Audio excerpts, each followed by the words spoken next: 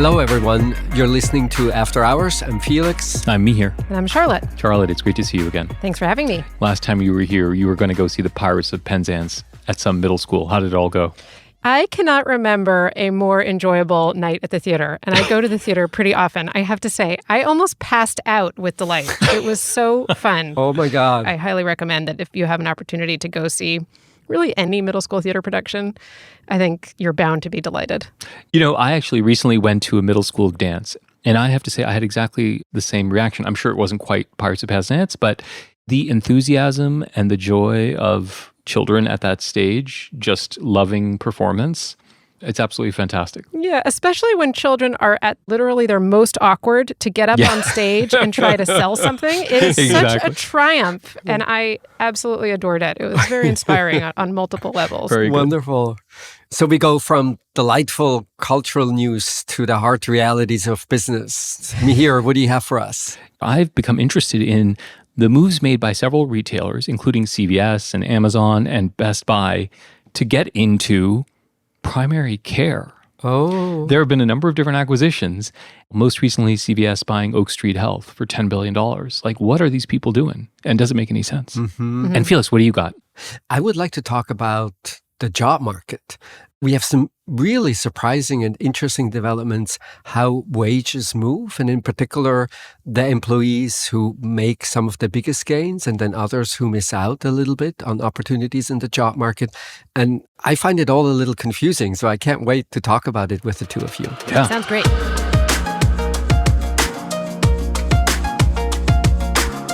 Mihir, CVS and primary care physicians. Yeah, so there is something going on in primary care where people suddenly find it quite attractive. First, very recently, we had CVS buying Oak Street Health for about $10 billion, which is a primary care provider. You might remember that Amazon late last year finally closed a deal to buy a similar primary care provider called One Medical.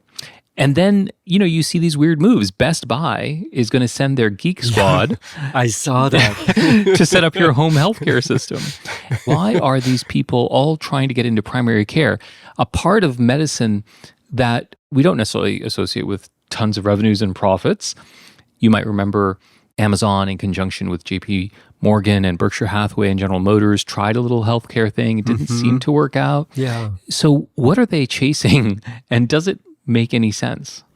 There's kind of an easy answer to this, and then there's a longer, much more complicated answer to it. The easy answer is they're chasing money because healthcare spending is almost 20% of GDP, Exactly. and baby boomers are aging. So there's just an absolutely huge market here. And then also, these companies see real value in disrupting old models of healthcare delivery. So Amazon, for instance, has been investing in telehealth. And then the last thing I'd point to is there has been this strategic shift within the healthcare industry where there used to be pretty clear lines between different types of actors. There were insurers or payers. There were hospitals and doctors who were providers.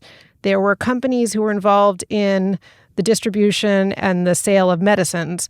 But all these lines have been blurred. So you have these traditional healthcare companies that have gotten bigger in different sorts of ways. So you have United Healthcare, which is a big insurer, which has its own pharmacy benefit manager, Optum, which has also been buying its own doctors' groups and surgery centers. Right. People think about CVS as a retailer, but it's CVS Aetna. Right. Aetna is a huge insurer. And then you have companies like Amazon that we would think of as more traditional retailers who are really trying to get into this space and disrupt it. I think this last point, Charlotte, seems particularly important to me. When I first hear CVS, of course, I'm thinking of all the stores because that's what's very visible. That's what we see. But at this point in time, only about a third of their revenues actually comes from the stores. And so we should think of CVS mostly as a health insurance company because Aetna is so big and so important. And so you might ask, why is it interesting for a health insurance company to be in the primary care market? And there's sort of a nice and uplifting story. And then, as often in healthcare, there's a more sinister story at one and the same time. The nice and uplifting story is something called value-based care. Right. So once you bring primary care physicians into your group, you can now more easily experiment with novel arrangements. And one of these novel arrangements is called value-based care, where instead of fee-for-service, you pay your doctor every time he or she performs a particular procedure. You essentially pay either a fixed fee or you pay a fee per patient that depends on the patient's health. And so that's sort of the uplifting, positive story, because it might help us to provide better health at lower cost. The sinister story, I think, has a lot to do with experiences as a result of Obamacare. So one that stands out here is, you might remember this 80-20 rule. So insurance companies needed to spend at least 80% of the premiums on patients, and only 20% could be profits. And in the beginning, 1 or 2 years, that actually worked really well. And then they figured out, one thing we could do is we could just jack up revenue. We could have doctors basically tell Medicare that they did more complicated procedures, they did more expensive things. And so as a result, actually the patients did not really benefit from this 80-20 rule. It's just that healthcare got even more expensive. And the fear is that once insurance companies control primary care physicians, they will do exactly this. They will advise or guide the primary care physicians in a way that ultimately leads to even further increases in healthcare cost. I find your sunnier story more convincing, Felix, which is, I think it's part and parcel of this shift to value-based care and away from fee-for-service. And I think that is the hugest story here. And that is all kinds of wonderful in many ways. The fee-for-service model, I think, has been broken for a while. And effectively, you want to try to underwrite folks for actual effects and outcomes. And I think that's what value-based care promises to do. And the gatekeepers for that are primary care physicians. So that all makes sense to me.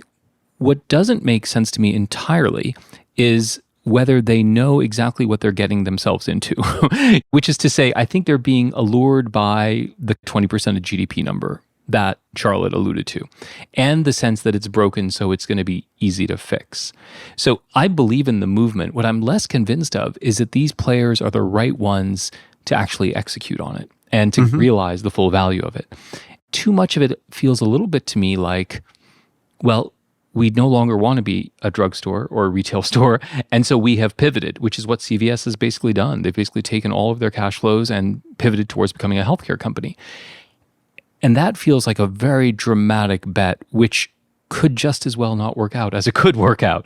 It isn't exactly clear to me what their natural advantage is to win in this space. And so I see it from a system-wide perspective quite positively. I love the value-based care movement.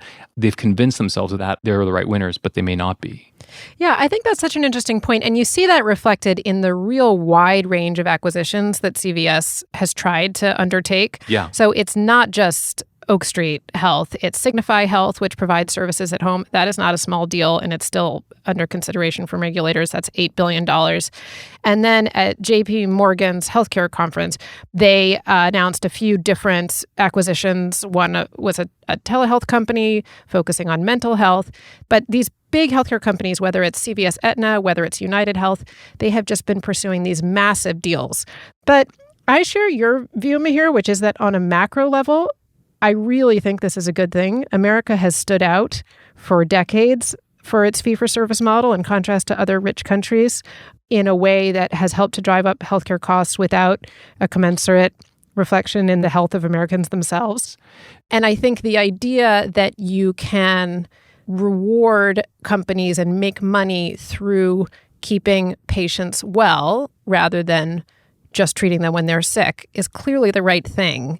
It's just that the devil's in the details, and there are a whole lot of details that can go wrong. Right. It's just a question of who the winners are and do they do this well. So CVS had a big problem last year when one of its Medicare Advantage plans, which is the sort of private administration of Medicare that many Americans opt for, didn't meet its quality rating.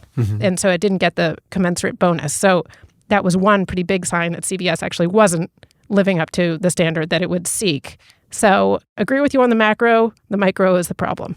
Felix, are you assuaged by our nice stories about value-based care? I find myself in a very unusual position in that I'm usually the most optimistic person. I'm so happy to see the tables turned. I'm so happy. I'm more skeptical for two reasons. One is it's not a coincidence to me that Oak Street Health and many of the other acquisition targets actually care for seniors who are by and large on Medicare. Yeah. That is, for many of them, the government will be the ultimate payer. And how do you get more money out of the government? By controlling the kinds of conditions that you tell the government a particular person has.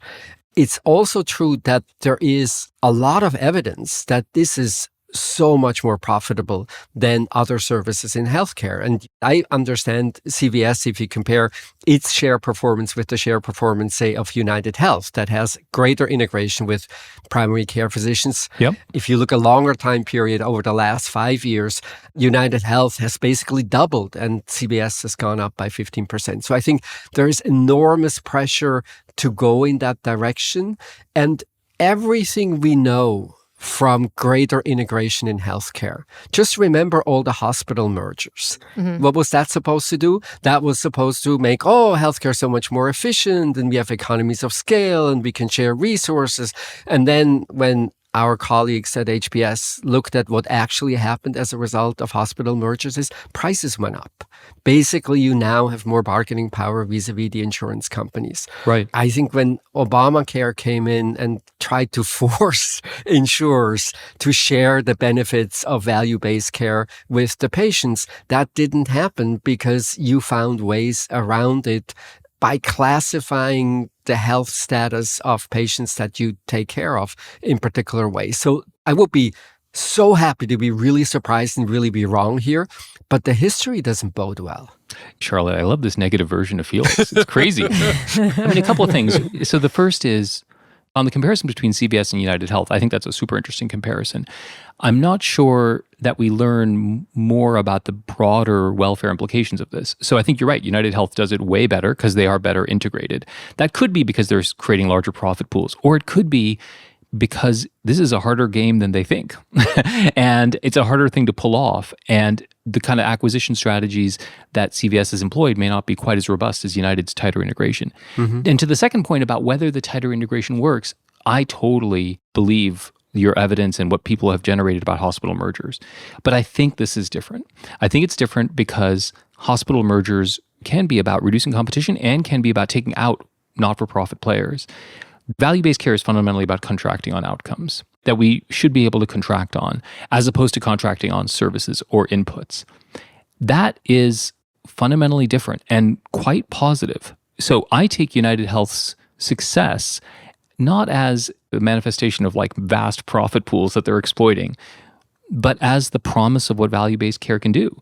And I think what CVS and others make it wrong is they think they can take advantage of Medicare. And actually what may end up happening is that CMS, who runs Medicare and who runs a lot of these things, actually becomes a really tough bargainer. And if they become a really tough bargainer, then I think actually the profits aren't exactly there, but yet we might get the really good results we want to get, which I think is a great outcome in many ways. Yeah, I want to take a step back for a minute just because I think when you're in the American context, it can be easy to forget how weird our health system is. It is so deeply weird. We like to think of ourselves as having a more market-based system, a system that, in contrast to those communists in Europe, is about allowing free enterprise to deliver optimal solutions for patients. And it's just very clear that it does not for a number of reasons. One of which is that if you wanted to have real competition in healthcare, and this goes back to your point, Felix, on the hospital mergers, you would have something called transparency in pricing. Yes. A patient would need to be able to know what they were buying at what price, which, by the way, they never do. And you can take that one dysfunction and multiply it across all different parts of the healthcare system to understand the ways in which, rather than a free market system, we have something that is completely obscured and bizarre because of the way that these different actors do and don't have transparency, the way that those contracts are and are not clear to other actors within the healthcare system, patients, yes, but even other types of companies within the healthcare system. I just raise this as a little asterisk on our conversation that there are just a lot of things around our healthcare system that are very, very strange. And the result right now are these big behemoths that are trying to pursue value-based care, which I think is really good. But they are doing it within a system that is inherently just dysfunctional. And so I think that that is part of the reason why you see some of these complications arise. So, of course, I can't help myself and bring up one positive point in all of this. We have an incredible shortage in primary care physicians. So if, in fact, vertical integration somehow helps to make being a primary care physician more just financially attractive, I think there could be dramatic upsides. The gap, of course, is relatively big. A cardiologist typically makes about $500,000. A primary care physician makes roughly $200,000. As a result, in the U.S., about 12% of all doctors are primary care physicians. In Canada, in Australia, maybe not the typical communist countries, it's about 45% of all doctors who are primary care physicians. So to the point that you brought up earlier, Charlotte, thinking about all the not so technically complicated, quite mundane services that need to be provided to an aging population. If this move in some way helps making it more attractive to be a primary care physician, I think that would actually be great for the system. See, I knew we couldn't keep the irrepressible optimist down, Charlotte. He's back. In a way, the U.S. healthcare system, as you pointed out, Charlotte, is completely idiosyncratic and weird, and in many ways deeply dysfunctional. But I think it's going to become the playground for lots of interesting business dynamics in the next decade as we see this play out. And it should be really fun to watch.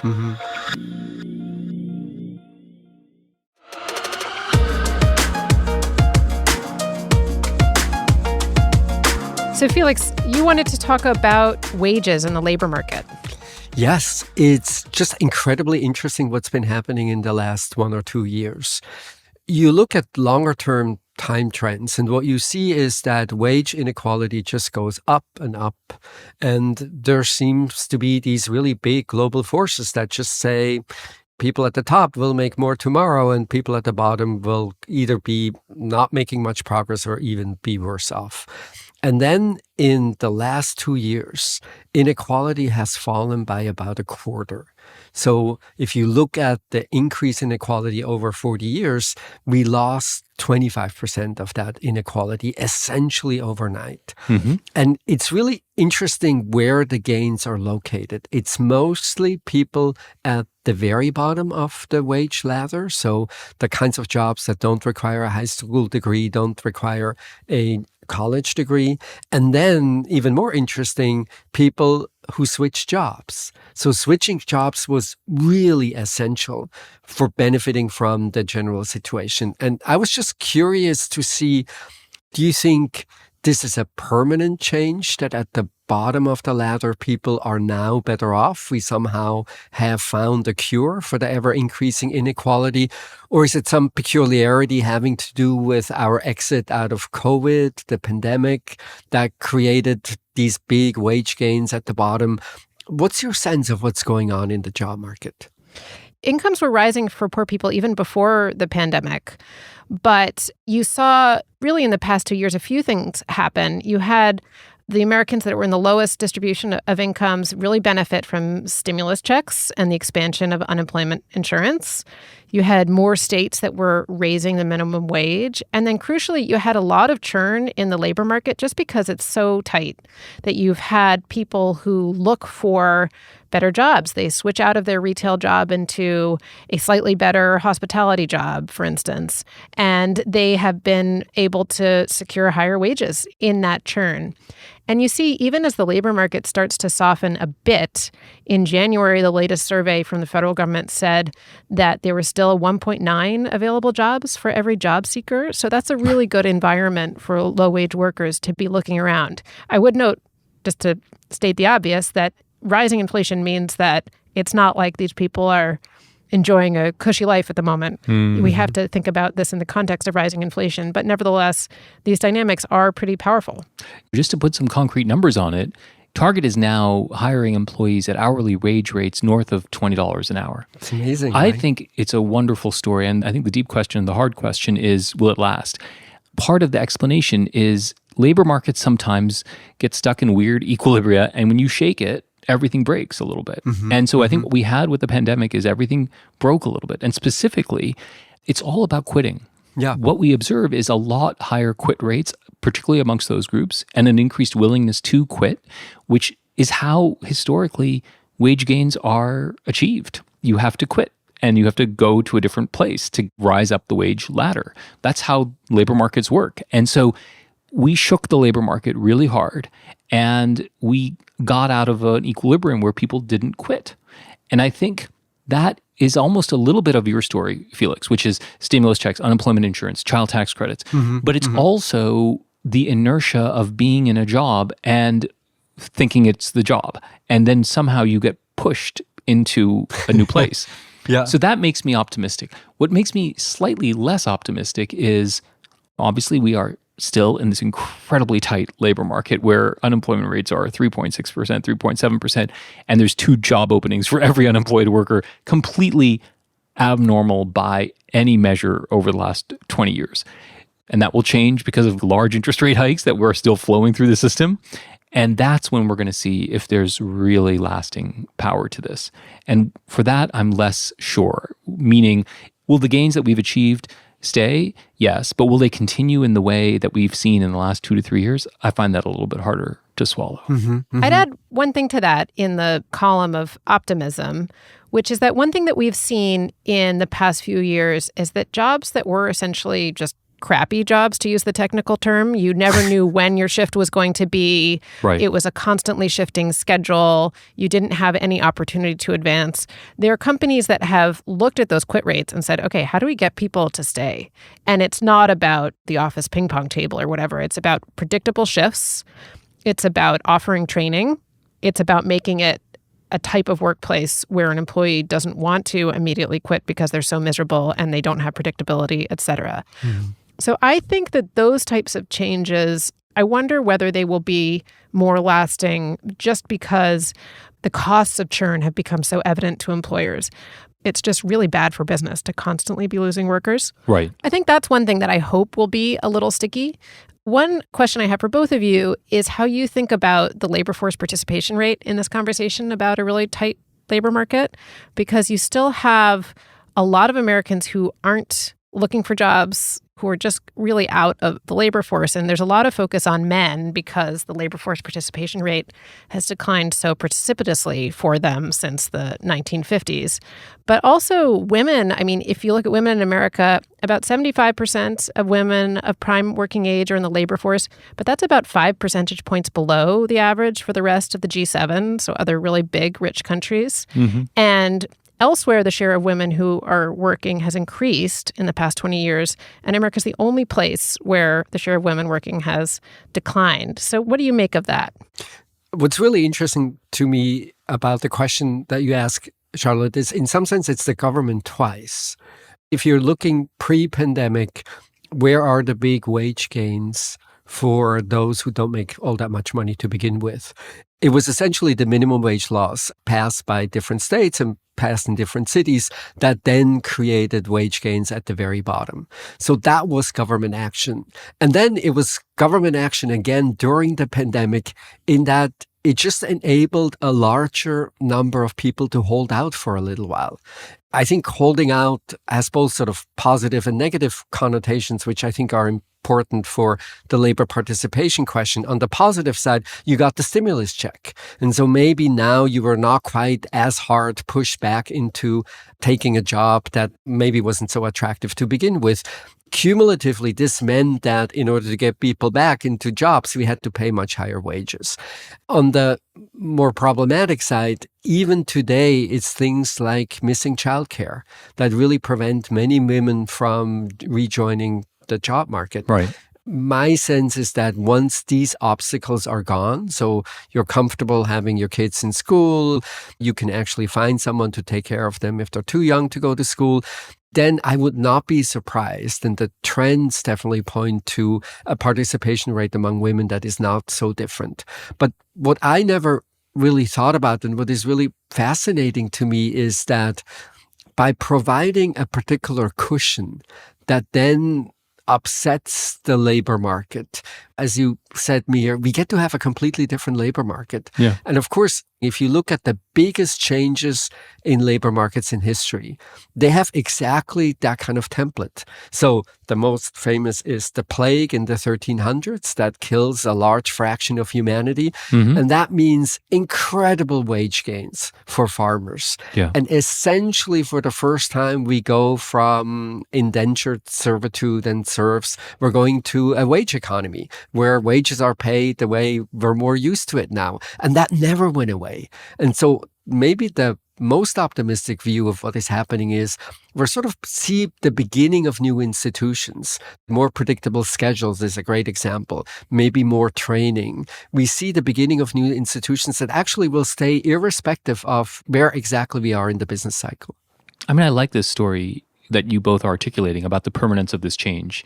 And it relates, I think, a little bit to things you've thought a lot about, Felix, which is about thinking harder about employees as a source of value. And I think that could be a significant change. And Charlotte, these changes are hard to reverse because people understand now how costly churn is, and they want to kind of invest in employees in a way they may not have wanted to before. I think that's right.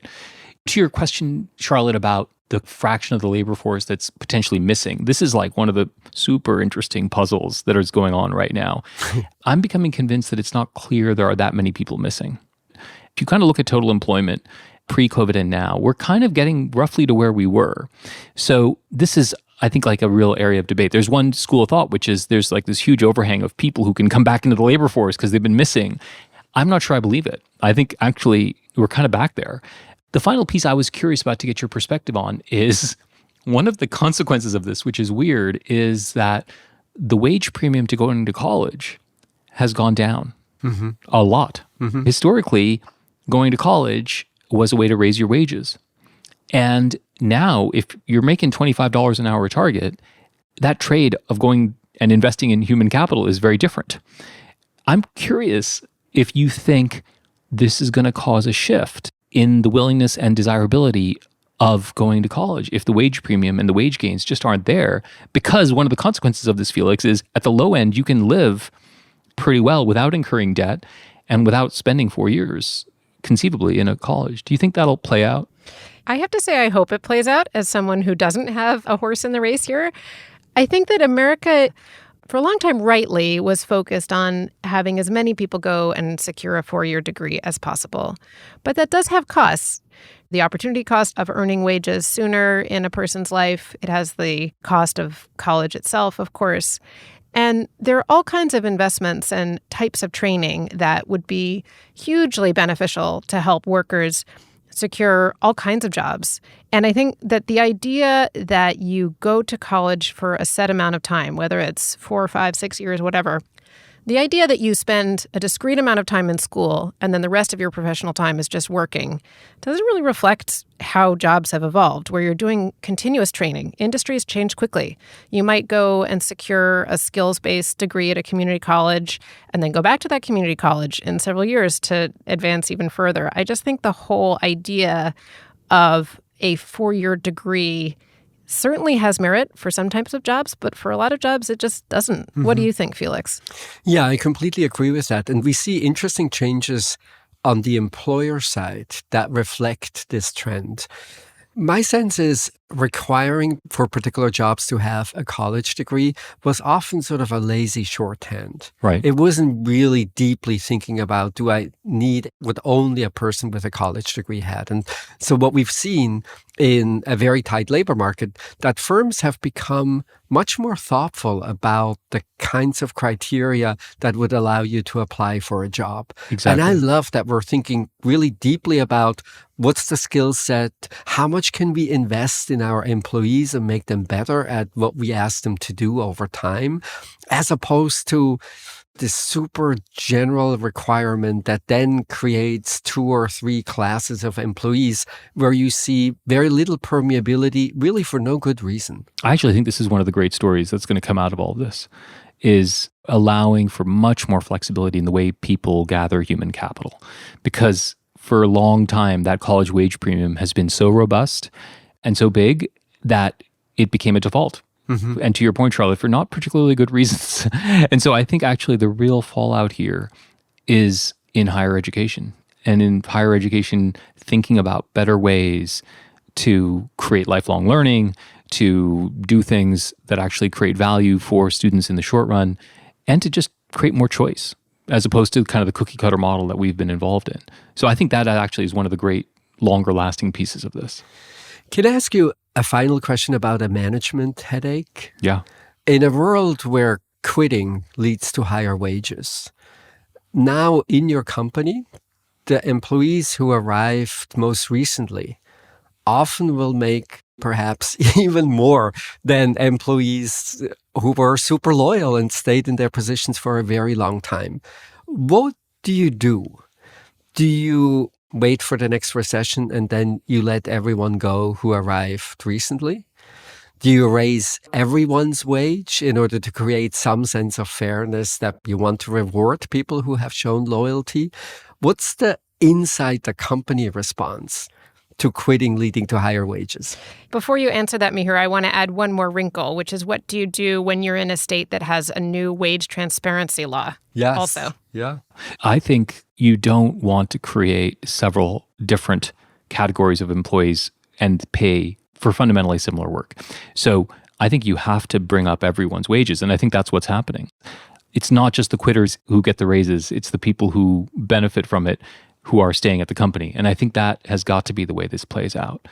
At higher levels of management, you can create a little bit more heterogeneity in how you pay, although I don't think it's advisable. I actually think the way to play this is with more transparency, not just because of those laws, Charlotte, but because otherwise it's deeply complicated, deeply unfair. And then when the shakeout comes, you're not necessarily going to do it in the best possible way because you're going to be confused about who really is productive and who's justifying their wages. So I think you want more transparency and more homogeneity than ever before. The one thought that strikes me is, if in fact we follow your advice, Mihir, that means the kind of wage gains that we see among workers who quit, those are just an indication of much more expensive labor more generally. Yeah, absolutely. Now it means saying, oh, I'm looking for a person and I can only find that person if I pay $22. If the implication is now I'm going to pay $22 for everyone in my organization, that I think is a very powerful argument for the wage inflation link that I think is a super big concern for the Fed and many other policymakers. But I think there's no other way, right? So, I mean, if you're running Target and you have to attract employees at starting levels at $25 an hour, there's no way in complex, large organizations like that to not bring everybody to 25. It's almost impossible. Yeah, I agree with that. But to your point, Felix, it's conceivable that this is precisely the spiral that we worry about. It's one of the things I just truly love about business so much.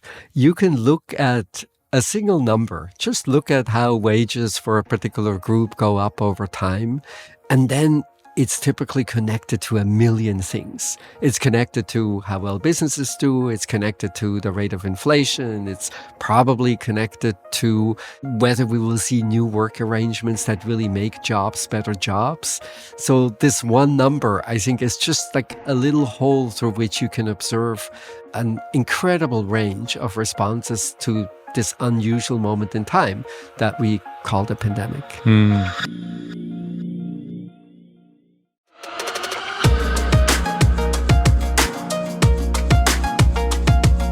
And we have recommendations. Mihir, what do you have? For a long time, I used to think that as a parent, it was good to like dribble out little goodies. But recently, I've just decided to go all in catering to my daughters. And in the spirit of sharing a parenting hack, I'm not somebody who observes Easter, but I will say Easter egg hunts with Cadbury cream eggs. Ooh. We are now doing them nightly, well in advance of Easter. And I got to tell you, Cadbury cream eggs are delicious. And the joy of an Easter egg hunt on a nightly basis as they struggle with their exams has got to be the high point of my parenting career. So I recommend Cadbury cream eggs.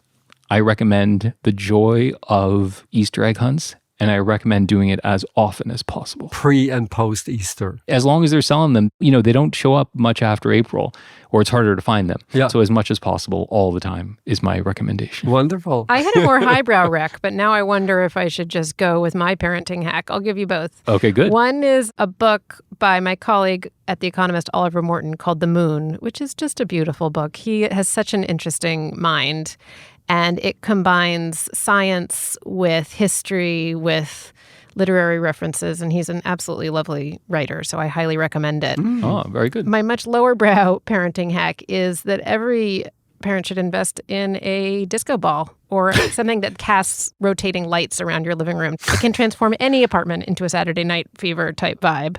And if you need to exhaust your children, you just plug it in and everybody dance around for half an hour, and then you're good. Wonderful. That is a great recommendation. I have an old one in my basement from my teen years. Bring it out, I Felix. never quite managed to get rid of it exactly for the reason that you point out, Charlotte. I just had this image of Felix in like a John Travolta Saturday Night Fever kind of outfit. Yeah, exactly. Just give the listeners what they want. Okay, Felix, what do you got?